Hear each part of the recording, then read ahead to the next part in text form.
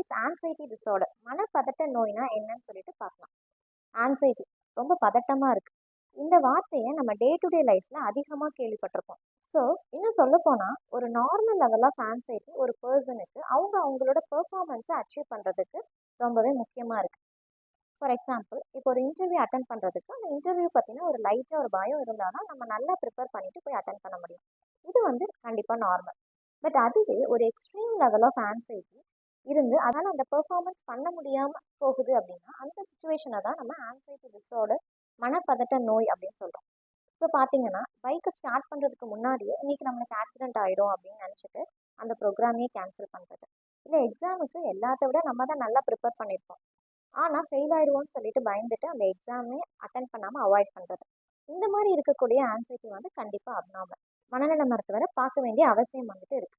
Followers for more informative videos. Thank you.